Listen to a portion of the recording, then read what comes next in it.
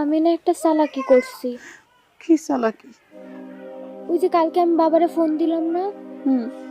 তারপর না আমি ফোনটা আর রাখি নাই। বাবা সব কথা শুনছে। কি করছ তুই? হ, আর এই ভাষা আমি আর বাবা ছাড়া কেউ বুঝতে পারবো না।